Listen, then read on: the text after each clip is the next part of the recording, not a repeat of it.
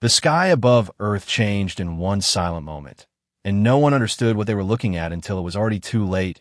Massive shadows stretched across oceans and cities as if night had arrived hours too early. People stepped outside their homes and offices and stared upward, phones shaking in their hands, recording shapes that did not look like ships but like pieces of the sky itself folding open. There were no explosions at first, no fire, no loud invasion speech, just a deep vibration that moved through buildings and bones, and then every satellite signal went dark, aircraft lost control, power grids flickered, and across the world screens showed the same message in every language: remain calm. But no one felt calm, because above every major city hovered something enormous and alive with blue light, and the silence was worse than war. Captain Elias Ward was standing inside a damaged military bunker outside Chicago. When the first ship stopped directly above the city, he was not a hero in stories. He was not famous. He was not even the highest-ranking officer in the room. He was simply the last one still standing when the command screens failed and most of the communication team fled in fear. He looked at the sky through a cracked, reinforced window and felt something he would never admit later. He felt small, not weak, not defeated, but small, like a single grain of sand watching a tidal wave freeze in place above him. The alien ships did not fire. They did not attack. They simply waited. Across Earth, armies prepared for battle. Missiles were armed, jets scrambled, submarines moved into position, but before any order to strike could be completed, every weapon system shut down at the same time. Not destroyed, not melted, just turned off like toys with dead batteries. Generals shouted.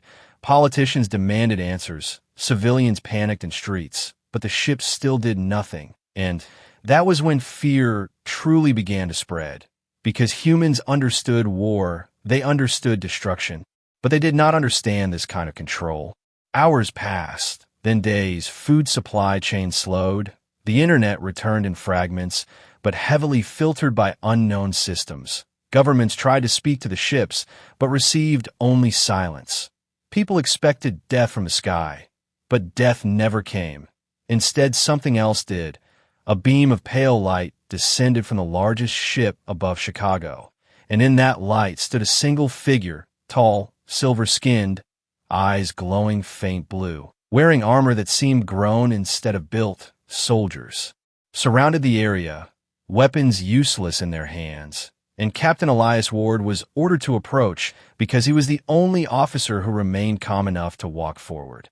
The alien figure did not move aggressively. It simply waited until Elias stood a few steps away. Then the air changed again, and suddenly he was not in Chicago anymore.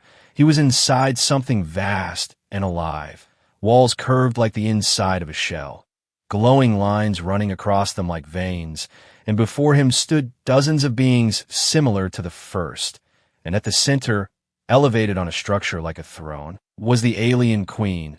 Her presence filled the chamber without sound. She was taller than the others, her eyes brighter. Her voice, when she finally spoke, was not heard with ears, but felt inside the mind. "Humanity has been tested," she said calmly, and her voice carried no anger, only judgment. Elias did not fully understand what she meant, but he understood the word tested. She explained that Earth had not been invaded. It had been observed for centuries, studied during wars, disasters, plagues, and near-extinction events. Humanity had reached a threshold, and the ships above Earth were not weapons, but markers of a result. Earth had passed. The chamber remained silent as she continued. She said that for surviving their trial, for demonstrating resilience beyond expected probability, humanity would be rewarded. Any reward, technology beyond imagination, protection from all external threats, resources without limit, knowledge of the stars.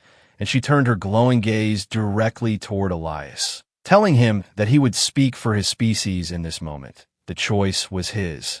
Elias felt the weight of billions of lives pressing on his chest. He thought of starving nations, of broken cities, of soldiers who would beg for safety, of scientists who would ask for alien engines, of leaders who would demand power. And for a moment, he almost said what everyone expected him to say: protection, safety, security forever. But something inside him refused to accept a gift without understanding its price. Instead of asking for power, instead of begging for protection, Elias looked at the alien queen and asked quietly, "Why did you choose us?" The reaction in the chamber was immediate. Alien generals shifted uneasily. Lights along the walls dimmed slightly. Even the queen's glowing eyes flickered in a different shade. No one had expected that question. No one had dared to ask it before, and in that silence, Elias realized something important. Humanity had not simply passed a test. Humanity had been selected for something far more dangerous. The queen leaned forward slightly, studying him as if he were no longer just a representative, but a puzzle. And for the first time since the ships arrived, there was tension in her voice when she replied, "Because you are not what you appear to be." And above Earth, the ships remained still, but the feeling in the sky was no longer silent observation. It was anticipation. If you want to discover what the Queen truly meant and what humanity was really chosen for, make sure you subscribe to this channel and stay with the story, because this was only the beginning. The chamber remained heavy with silence after Elias asked his question, and for a long moment the alien queen did not answer him directly. Her glowing eyes studied him as if she were measuring something deeper than courage. Then slowly the walls around them shifted, turning transparent, revealing moving images that floated in the air like living memories. Elias saw Earth as it had been centuries ago. Small wars, ancient empires rising and falling, cities burning and rebuilding, humans surviving, ice ages, plagues, famines, and world wars. And the queen finally spoke again, her voice calm, but now layered with something that sounded almost like respect. She explained that Earth had not been randomly discovered. It had been placed under observation long before humanity learned to write its first language. Her empire had been watching quietly, recording every conflict, every recovery, every moment when humans stood on the edge of extinction and somehow refused to disappear. She told him about something called the Resilience Index, a system designed to measure not strength, not intelligence, not technology, but survival behavior under extreme pressure. Many species across the galaxy had advanced faster than humans. Some had solved energy, disease, and planetary travel within a few centuries, but most of them collapsed when faced with internal division or external threat. They valued comfort too early. They avoided hardship. And when disaster struck, their unity shattered. Elias watched images of alien worlds where advanced cities stood perfect and peaceful, then slowly faded into silence because their people simply stopped fighting for survival. They surrendered to despair. Humanity, however, had produced a different pattern. The Queen showed him scenes from Earth's darkest hours, cities destroyed in world wars, people starving during global crises, communities broken by fear. Yet in every case, humans rebuilt, argued, disagreed, and still moved forward. They survived not because they were united all the time, but because even divided, they refused to vanish. Elias felt a strange mixture of pride and discomfort as he watched his species reduced to statistics and charts. The Queen pointed to a glowing line rising higher than any other species recorded in their archives. Earth's Resilience Index had exceeded expectations repeatedly. Even when humans harmed themselves, they still adapted faster than predicted. "You are dangerous in a unique way," the Queen said, and this time her voice carried weight. Not threat, but caution. Elias narrowed his eyes slightly and asked, "Dangerous to who?" The chamber dimmed for a brief second, and the Queen did not answer immediately. Instead, the images shifted again, showing a different part of space. Dark regions between star systems where entire planets appeared lifeless. No explosions, no visible damage. Just emptiness, as if something had erased the will to exist. She explained that beyond the borders of her empire, there was a force unlike any traditional enemy. It did not conquer for territory. It did not negotiate. It did not even communicate. It simply spread. Civilizations encountering it experienced system failures, leadership paralysis, social collapse, and eventually extinction without understanding what attacked them. Elias watched as one alien civilization, far more advanced than Earth, detected this unknown presence approaching their solar system. Their fleets assembled, their weapons fired with precision, But their people panicked when early battles failed. Fear spread faster than information. Trust collapsed. Governments dissolved into chaos. And before the enemy even reached the planet's surface, the society had already destroyed itself from within. The Queen turned her gaze back to Elias and explained that this pattern repeated across multiple star systems. The enemy did not rely only on force. It amplified fear. It destabilized confidence. It made advanced civilizations doubt themselves until they simply stopped resisting. "And you believe we are different," Elias said quietly. The Queen nodded once. "Humans experience fear constantly," she explained, yet continued functioning. Humans argued loudly, disagreed publicly, even protested their own leaders, yet still maintained structure under pressure. They survived disasters not because they avoided fear, but because they acted despite it. Her empire's scientists had simulated countless outcomes, and in most projections, humanity did not collapse as quickly as other species when exposed to destabilizing forces. Instead, humans tended to improvise, to fight internally, but still resist externally.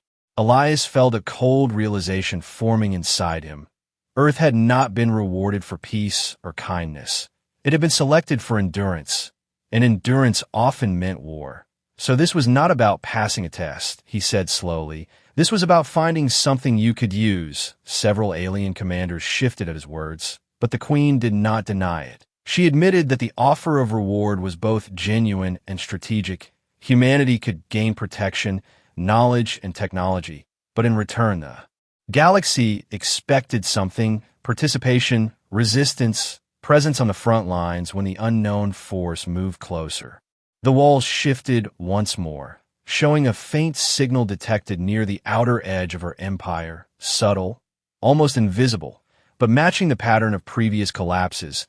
The enemy was moving again, closer than before, and this time the simulations predicted contact with Earth's region within decades. Maybe sooner.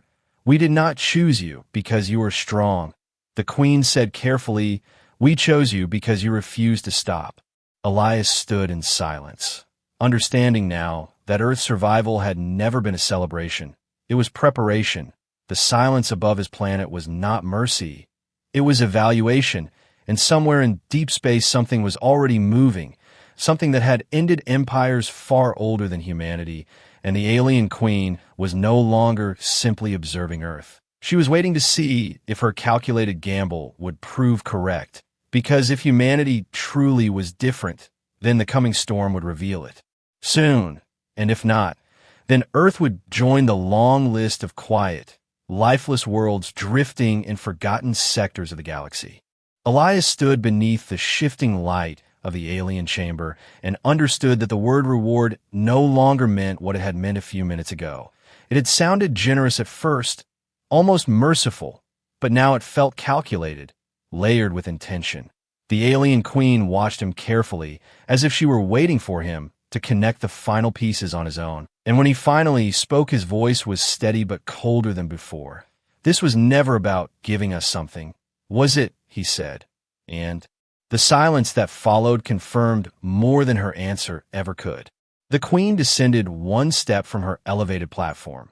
Not in anger, but in clarity. "No," she replied, her tone direct now. Stripped of ceremony, she explained that in the history of her empire, recruitment had always followed observation. Species that demonstrated rare qualities were offered alliance before they were fully aware of the dangers around them. Humanity had reached that point faster than expected. The test had not ended with survival. The test had revealed potential. And potential was something the galaxy could not afford to ignore.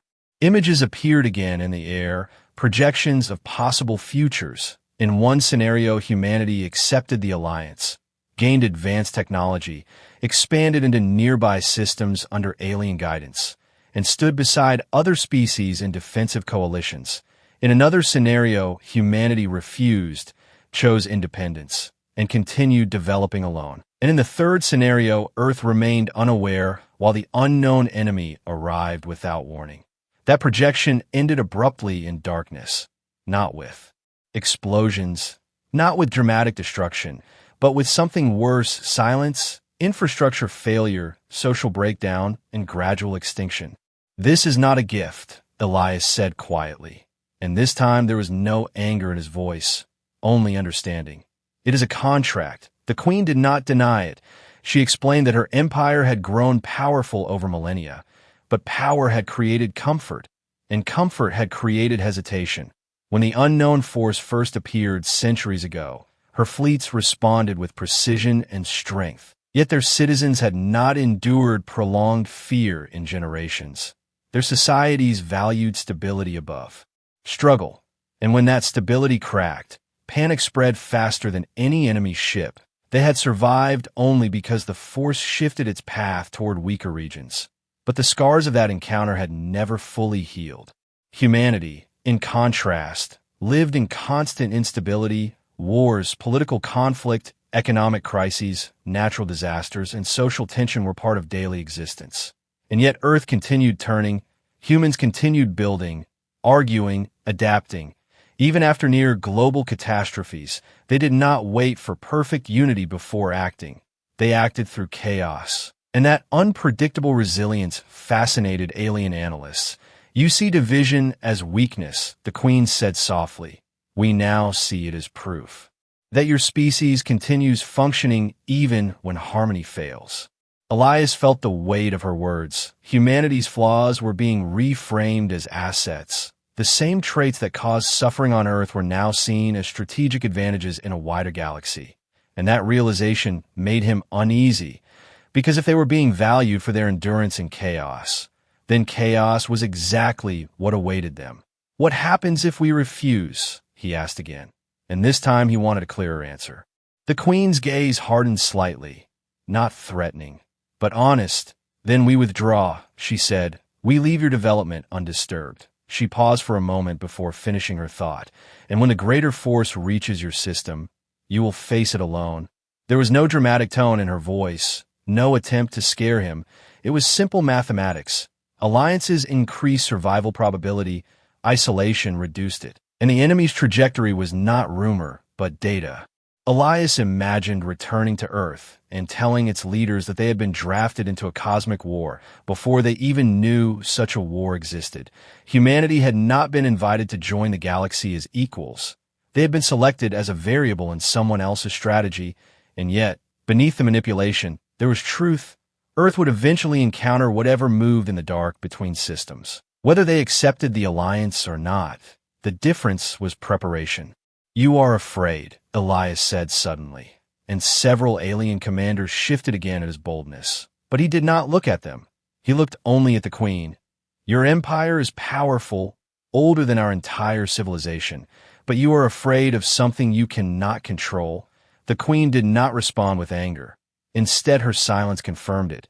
Fear was not weakness in itself, but fear without endurance was fatal. And that was the difference she saw in humanity. We are not asking you to be soldiers, she said carefully. We are asking you to stand. It was a subtle difference, but an important one. They did not expect humans to win battles alone. They expected them to endure long enough for strategies to form, to resist the psychological collapse that had destroyed other civilizations before the first true attack even landed. Elias realized then that the reward had always been secondary. The real offer was responsibility. Humanity would gain knowledge, protection, and access to the stars. But in exchange, they would become part of a larger defense. Their unpredictability, stubbornness, and refusal to surrender would be tested on a scale beyond anything Earth had known.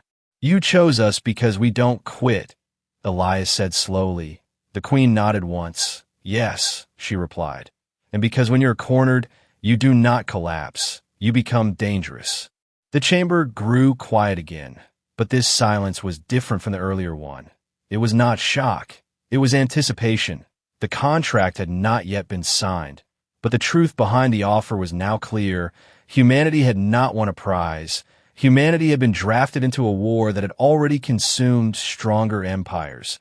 And somewhere in the darkness between stars, the force that fed on fear continued moving closer, unaware that its next encounter would not be with a civilization raised in comfort, but with one forged in struggle. And that difference might change everything. The weight of the revelation settled over the chamber like invisible gravity, and for the first time since the ships appeared above Earth, Elias felt something heavier than fear. He felt clarity. Humanity was not being saved, it was being positioned. The alien queen and her empire had not come as conquerors or protectors. They had come as strategists searching for a missing piece in a war they could not win alone. And yet something still did not fit. Something in her tone, something in the careful way she presented the data, and Elias understood that there was another layer beneath everything she had shown him. He took a slow breath and did something that made several alien commanders stiffen visibly. He stepped forward instead of backward, and in a calm voice he asked the question no one in that chamber expected. If we are the unpredictable variable, if we're the species that does not collapse, then why are you afraid? The words did not echo loudly, but they struck the chamber harder than any weapon could have, because he had shifted the focus, not to the enemy in the darkness, but to the Empire, standing before him. For the first time since their meeting began, the Queen did not answer immediately. The glowing patterns across the walls dimmed, the projections vanished, and the air felt colder, not physically, but emotionally, as if a hidden truth had just been touched. The alien commanders exchanged silent signals between themselves, but none interrupted, and Elias realized that he had stepped into territory even they avoided. "You assume fear is weakness," the Queen finally said, her voice quieter now, stripped of the steady authority she had carried earlier. "It is not," she continued. "Fear is information." She raised one slender hand, and the chamber shifted again, but this time the images were not clean projections of distant planets. They were fragmented recordings, damaged data streams from the first encounter with the unknown force centuries ago. Elias watched as an alien fleet, massive and precise, engaged in approaching distortion in space. The enemy did not resemble ships or organisms. It appeared as shifting darkness, bending light around it, disrupting communication signals. And as the fleet advanced, something unexpected happened. Systems began failing without impact. Navigation collapsed. Targeting arrays misfired. But the most disturbing change was not mechanical. It was behavioral. Crews began transmitting confused messages. Officers questioned orders openly. Units hesitated instead of advancing, and within minutes, disciplined formations dissolved into scattered retreats. "The Force does not simply attack," the Queen explained. "It destabilizes certainty." She paused before continuing. "It magnifies doubt." Elias noticed the pattern immediately. The alien species relied heavily on structured hierarchy and trust in centralized command. Their societies valued efficiency and unity above all else, and when uncertainty entered that structure, the effect was catastrophic. Systems that required coordinated precision could not function under widespread hesitation. "You built perfection," Elias said slowly, understanding forming piece by piece. "But perfection breaks." The Queen did not argue. Her empire had evolved into a system where internal conflict was minimized. Disagreements were resolved through controlled consensus. Public dissent was rare, and stability had been maintained for generations. But that stability had created fragility. When the unknown force introduced chaos, their citizens were not accustomed to operating within it. Fear spread. Because fear was unfamiliar, and unfamiliar fear became paralysis. Elias felt a strange realization settle in his mind. Humanity was chaotic by nature. Disagreement was constant. Governments changed. Protests erupted. Systems failed and were rebuilt. Humans operated daily within uncertainty. And although it created suffering, it also created adaptability. "So you fear it because it turns your strength against you," he said quietly. And this time the Queen inclined her head in acknowledgement. "Our civilization was designed to prevent collapse," she admitted. "We did not account for an enemy that weaponizes instability. Entire planets had not been destroyed by direct bombardment. They had fallen because their populations lost confidence in their leaders, their technology, even in their own survival. And once that psychological fracture occurred, resistance became impossible. The unknown force moved on only after the civilization had effectively erased itself." Elias felt a chill run through him. Not because the enemy was powerful, but because it was patient. It did not rush, it did not rage. It waited for societies to unravel themselves, and then it advanced. "And you believe we would not unravel," he said, and there was both doubt and defiance in his voice. The queen studied him carefully. "You unravel constantly," she replied, "but you rebuild faster than you fall."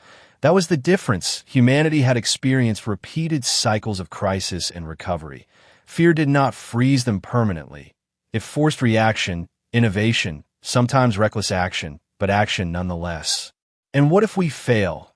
Elias asked, because for all their resilience, humans were not invincible. The queen did not offer false comfort. "Then you will fail differently," she said. "You will resist longer, you will adapt in ways we cannot predict, and even if you fall, you will change the enemy." That answer lingered heavily between them. The queen was not certain of victory. She was certain only of probability. Humanity represented unpredictability, and unpredictability disrupted patterns. The unknown force relied on pattern recognition, on exploiting predictable fear responses, and humans were rarely predictable. But Elias understood something else in that moment. The queen was not only afraid of the enemy, she was afraid of repeating the same mistake, relying on a system too rigid to bend. And so, she was seeking a species that had never been rigid to begin with. Above Earth, the silent ships still hovered like watchful giants, and deep beyond the edges of mapped space, a faint distortion shifted course slightly, as if sensing new resistance forming. And in the alien chamber, surrounded by beings far older and more advanced than his own species, Elias realized that the question he had asked had revealed the truth no one dared to say aloud. The galaxy's most powerful empire was not seeking allies out of generosity. It was seeking survival, and humanity, flawed and divided, might be the only species chaotic enough to endure what was coming next. The chamber was still heavy with the truth Elias had uncovered when the silence shattered without warning.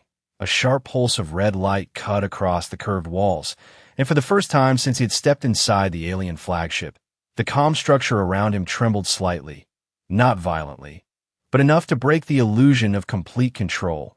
Alien officers moved quickly, their movements precise, but no longer perfectly steady. Streams of symbols flashed through the air in front of them, and Elias understood, even before the queen spoke, that something had changed.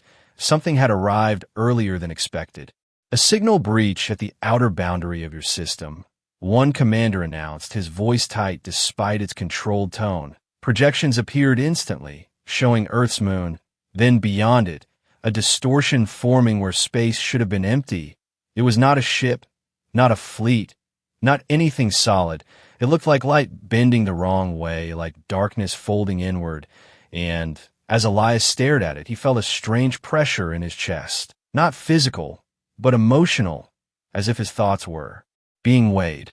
"The force has accelerated its approach," the queen said, and for the first time, there was no distance in her voice, only urgency. Their projections had estimated decades before direct contact, but now the unknown presence hovered near Earth's gravitational field, silent and watching, just as the alien fleet had once watched humanity. On Earth, people still believed the alien ships above them were the greatest threat. They did not yet see the distortion forming beyond the moon. But inside, the flagship panic moved like a quiet storm. Commanders issued layered defense commands, shields activated across multiple orbital positions, long-range weapons aligned toward the anomaly. Yet beneath the organized motion, Elias sensed something familiar from the recordings he had seen earlier: hesitation. "Why are you waiting?" Elias asked sharply, and several alien officers glanced toward him with irritation. But the queen did not silence him. She answered directly. "Because the first strike pattern is unknown," she said. "Our past engagement ended in systemic destabilization within minutes." Elias stared at the projection again, and something about it disturbed him beyond its shape. It was not advancing aggressively. It was simply present, almost observing, and that realization hit him hard. The enemy was doing exactly what the alien empire had done to Earth. It was studying, measuring, waiting for a reaction. Suddenly, communication panels across the chamber flickered, Internal data streams began showing minor inconsistencies, small errors in navigation grids, slight delays in command confirmations. Nothing catastrophic yet, but enough to create doubt. Officers double-checked their own systems. Some requested repeated confirmations from Central Command. And the perfect coordination Elias had witnessed earlier began to fracture at the edges. "It has begun," one commander said quietly, and the words carried more fear than the flashing red lights. Elias watched carefully, remembering the footage of the first alien collapse. The same pattern was unfolding, not through destruction, but through uncertainty. If the alien forces retreated too soon, panic would spread to Earth.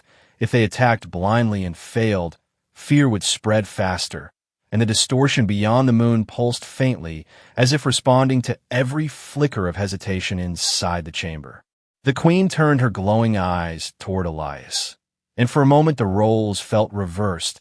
She was not commanding him now. She was studying him for direction. "What would your species do?" she asked quietly, and that single question shifted something deep inside him. Elias thought of Earth's history, of cities attacked without warning, of leaders forced to make decisions without full information, of soldiers fighting with incomplete data and broken communication lines. And he answered without hesitation, "We move first," he said. "We panic later."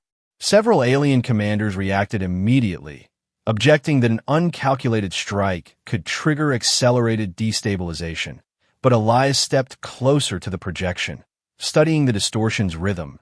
It pulsed slightly stronger each time internal alien communication slowed, as if feeding on their hesitation. "It wants us to doubt," he continued. "It waits for us to freeze." The Queen's gaze sharpened, understanding forming quickly. "Action disrupts its analysis," she said slowly, connecting the pattern. If the enemy relied on predictable fear responses, then unpredictable aggression might distort its calculations. Without waiting for unanimous approval, Elias pointed toward the outer defense grid around Earth. "Launch a limited strike," he ordered, and the chamber went silent at the audacity of a human issuing commands aboard an alien flagship. But the Queen did not countermand him. She lifted one hand, and the command was transmitted. Moments later, concentrated beams of alien energy surged from hidden orbital platforms, striking the distortion near the moon. Space rippled violently. Not an explosion, but in distortion, and for a split second the anomaly recoiled, not destroyed, not shattered, but shifted backward, as if surprised. Inside the chamber, the minor system inconsistencies slowed, communication clarity stabilized slightly. The red warning lights dimmed to a softer tone, and alien officers stared at their consoles in disbelief. "It retreated," one whispered, and though the distortion still lingered at a greater distance, its presence felt less invasive, less confident. Elias exhaled slowly, realizing that the first contact had not been a battle of firepower. It had been a battle of will. The enemy had expected hesitation, expected structured caution, and instead it encountered immediate resistance. Imperfect but decisive. The Queen stepped down fully from her elevated position now, standing beside Elias rather than above him. "You were correct," she said, and this time her voice carried something new. Not authority, not fear, but acknowledgement. Outside, near the moon's orbit, the distortion pulsed again, weaker than before but still present, studying its unexpected opponent, and deep within its shifting darkness, new calculations began forming. Because for the first time in centuries, it had encountered a civilization that did not wait to understand fear before acting against it, and that difference might change the course of the coming war. The temporary retreat of the distortion near the moon did not bring relief. It brought tension, because everyone inside the alien flagship understood the same truth. The enemy had not been defeated. It had only adjusted, and adjustment meant it was learning. The chamber lights stabilized, but remained dim, and data streams continued flowing at accelerated speed as alien analysts tried to interpret what had just happened. Elias stood in front of the projection of space, watching the faint shadow that now hovered at a greater distance, pulsing slowly as if thinking, and he realized something important. This was not a creature of rage. It was a force of calculation. The alien queen moved beside him, no longer elevated, no longer distant. "It is studying your response," she said quietly, and Elias nodded. Humans were familiar with enemies that adapted. Wars on Earth had never been static. Tactics evolved, technology shifted, strategies changed with every conflict. And if this force relied on destabilization rather than brute destruction, then the battlefield was not only physical space, it was psychological ground. "Then we changed the ground," Elias said, turning away from the projection and facing the alien commanders directly. Several of them still looked uncertain. Their systems had stabilized after the first strike, but the memory of internal disruption lingered in their posture. "You defend your systems," Elias continued, "but you defend them silently. You try to hide fear. You isolate it." He paused before finishing. "Humans do the opposite." The queen studied him carefully. "Explain," she said, and the chamber listened.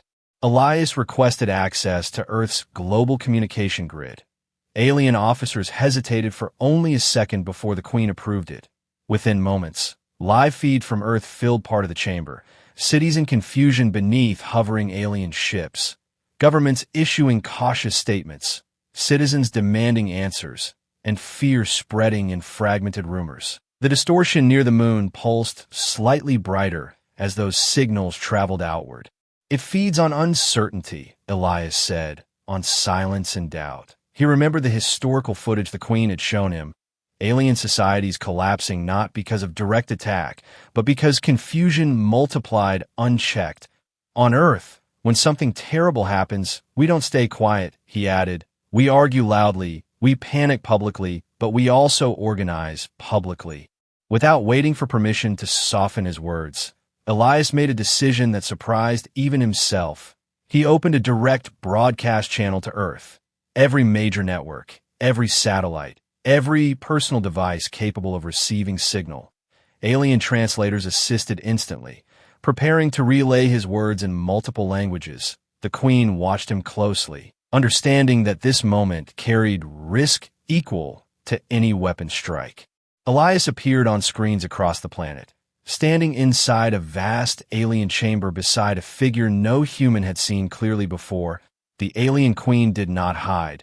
She remained visible beside him, a silent acknowledgement of alliance rather than secrecy. And Elias spoke simply, in clear basic words. "We are not alone," he began, and panic surged in many cities. But he continued before fear could take control. "The ships above us are not here to destroy us. They are here because something else is coming." The chamber detected an immediate spike in emotional data from Earth. Fear rose sharply, and the distortion near the moon brightened in response. But Elias did not stop. "We are not being invaded," he said firmly. "We are being warned." He explained the unknown force in simple terms, not exaggerating, not hiding. And then he did something the alien commanders would never have done. He admitted uncertainty openly. "We don't know everything about it," he said, "but we know one thing. It wants us." Afraid and frozen. Across Earth, reactions varied. Protests erupted in some cities, disbelief in others. But something else began forming beneath the noise. Coordination. Scientists connected through emergency channels. Military leaders aligned defensive protocols.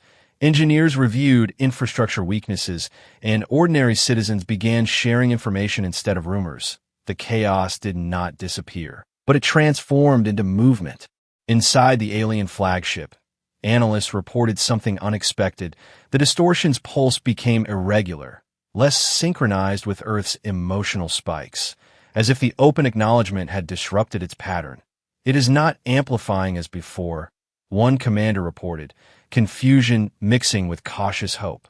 Elias continued speaking to Earth. "We have faced worse than fear," he said. "We have survived wars, disasters, and each other. We do not wait for perfect answers. We act with what we have." His words were not dramatic, not heroic, they were practical. And that practicality stabilized something subtle in the global response. Fear remained, but paralysis did not take hold. The alien queen watched the data streams carefully, realization dawning across her expression. Humanity's strength was not in eliminating fear.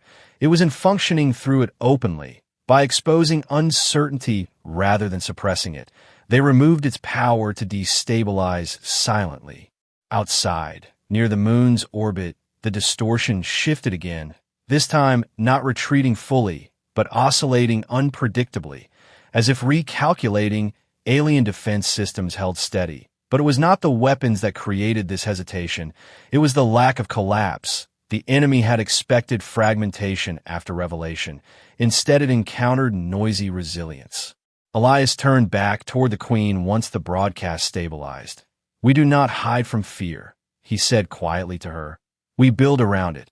And for the first time since their meeting began, the Queen allowed a faint expression that resembled admiration. Deep within the distortion, unseen by human or alien eyes, patterns shifted, strategies rewrote themselves, because for the first time in its long advance across civilizations, the unknown force faced a species that did not respond to uncertainty with silence, but with loud, imperfect, collective action, and that unpredictability introduced something the enemy had rarely encountered before. Resistance that could not be easily modeled, resistance that refused to collapse neatly, and, as Earth's global networks buzzed with preparation instead of despair, the battlefield quietly transformed from space alone into something far more complex, the shared will of a species that had learned to survive its own chaos, and now stood ready to test that skill against the darkness moving between the stars. The distortion near the moon did not vanish, but it no longer pressed forward with quiet confidence. It hovered at a distance that felt cautious rather than dominant, as if something within it was reconsidering calculations that had once seemed certain. Inside the alien flagship, the tension remained thick, but it had changed in quality. It was no longer the tense silence of approaching collapse. It was the focused tension of preparation, and for the first time since the ships appeared above Earth, alien commanders were not simply reacting. They were adapting, learning from a species far younger and far less advanced than themselves. Hours passed in careful observation. The distortion pulsed at irregular intervals, attempting small waves of interference toward Earth communication systems. But each attempt met with rapid human response. Engineers rerouted signals. Military networks switched to redundant channels. Civilian systems compensated through decentralized coordination. The enemy did not encounter a single fragile structure. It encountered millions of imperfect but flexible ones, and flexibility proved harder to break than precision. Then something subtle but profound occurred. The distortion began to withdraw slowly, not in dramatic retreat, not in defeat, but in measured reconsideration. The projections showed a shifting course away from direct lunar proximity, sliding toward deeper space where its signals weakened. Alien analysts struggled to understand the shift, but Elias recognized it instinctively. The enemy had not found the fracture it expected, and without that fracture, its advance lost efficiency. "It is retreating," one commander said, disbelief clear even in his controlled voice, and this time the Queen did not hesitate to confirm it. "Yes," she replied softly. "It is searching for easier ground." The chamber filled with quiet realization. This had not been a decisive battle.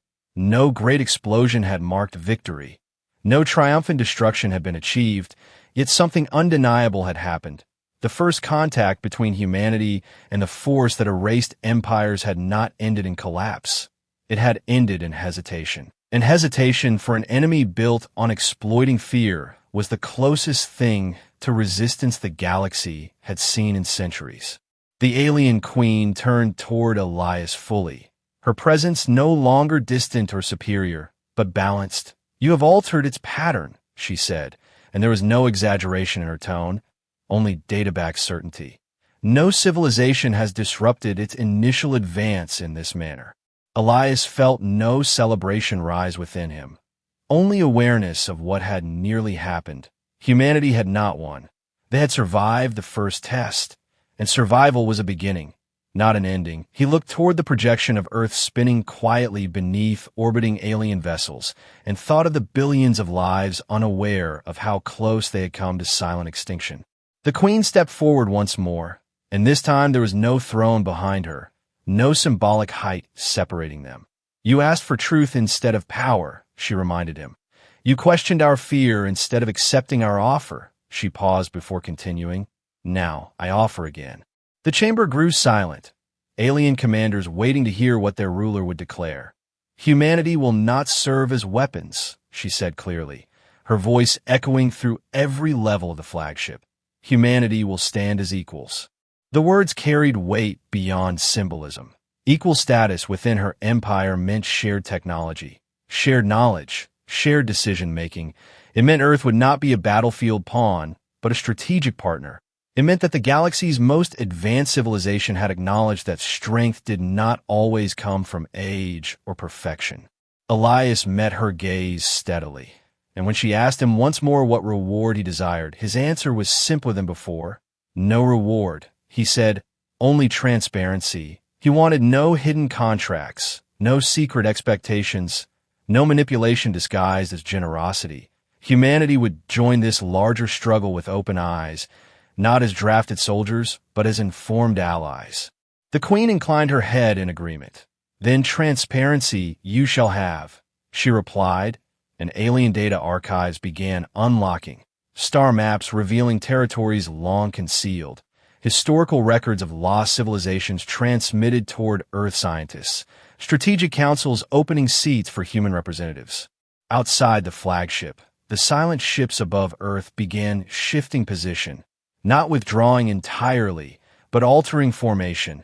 No longer symbols of dominance, but of alliance. Global broadcasts continued, this time with alien envoys appearing beside human leaders.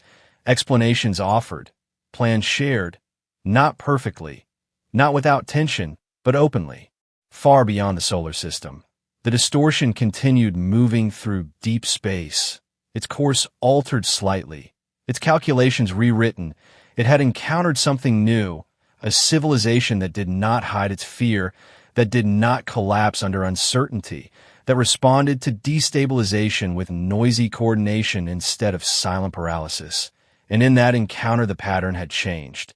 Inside the flagship, as alien and human strategists began outlining joint defensive protocols, Elias allowed himself one quiet moment of reflection. Earth had not been spared because it was powerful. It had not been chosen because it was advanced.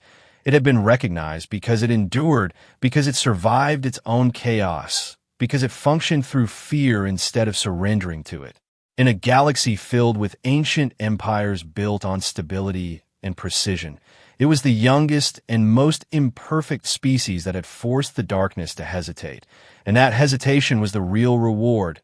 Not technology, not protection, but the understanding that humanity's greatest weakness, its constant struggle and division, had always hidden its greatest strength, resilience without illusion, courage without perfection. And as the stars outside the flagship shimmered with quiet motion, truth settled across both civilizations alike. They had come to test humanity, but they left understanding it, and the coming war would no longer unfold the way it once had, because now the galaxy contained something unpredictable, something stubborn, something profoundly human, and the darkness would have to learn what that meant.